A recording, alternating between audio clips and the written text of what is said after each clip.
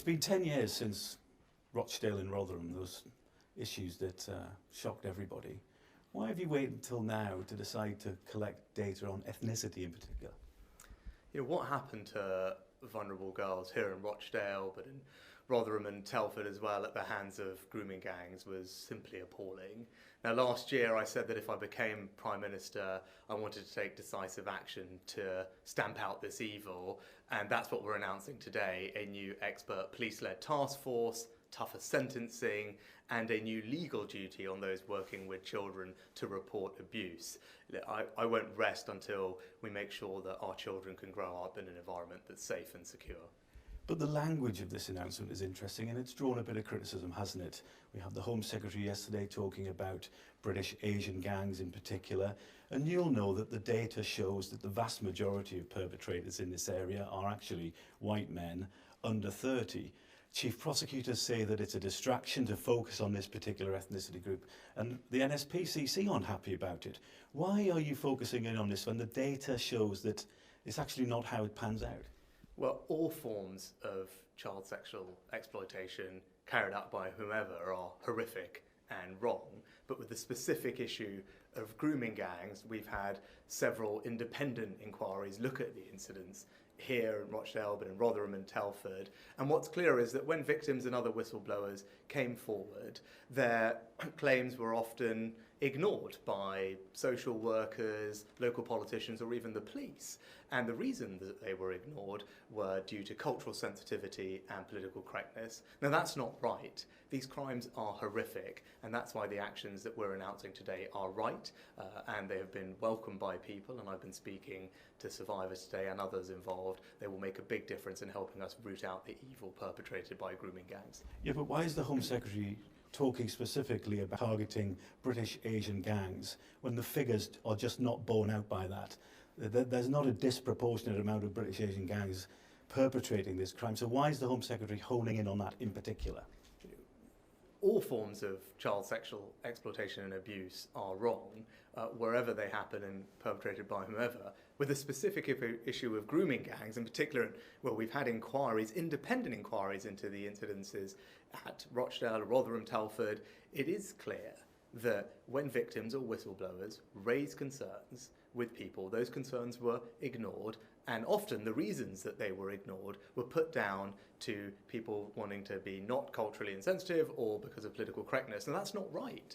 It can't be right that people's claims are ignored because of those reasons. So it's right that we focus on this. The new expert police-led task force that's being created today will have far better use of data and analytics to identify perpetrators so we can stop this awful crime from happening in the future, because sadly it is still happening, and we're not going to rest until we make sure that all our communities are safe for young girls. Why do you need more evidence to introduce the mandatory reporting? We have had a whole public inquiry on this. Do you accept, in all honesty, that the government have been quite slow to act on this? You're only announcing this now. There's been a public inquiry into mandatory reporting. Labour recommended it 10 years ago. Do you accept that the government have been slower than they should have been?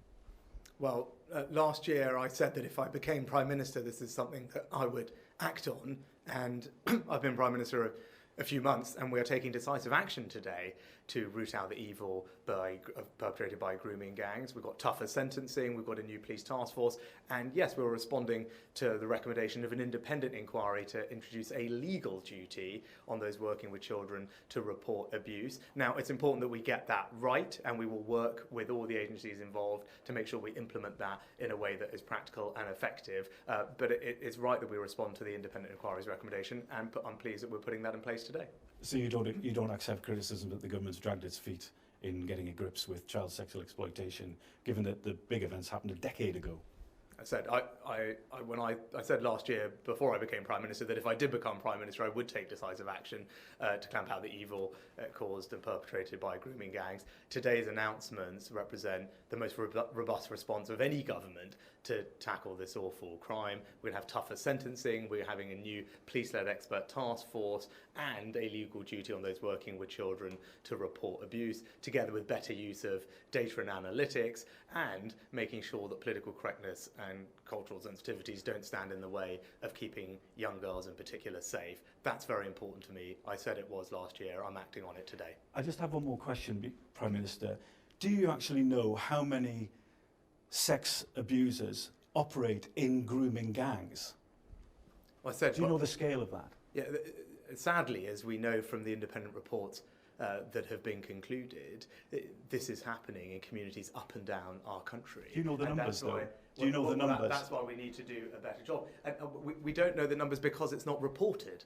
And that's part of why what we're putting in place today is to make it easier for people to come forward, and part of who I've been talking to today, whether that's the MPCC and others, is making it easier for whistleblowers to come forward and report these awful crimes, because too often in the past they didn't, because they feared what would happen to them, they feared that they wouldn't be taken seriously, they were afraid of offending people. That's all wrong, and that's why one of the things that we're introducing today is strengthening the whistleblowing hotline so that people can report these crimes, and introducing a legal duty on those working with children to also report abuse, so that we can properly identify all the people who are suffering and then go after them and make sure that we root out this evil.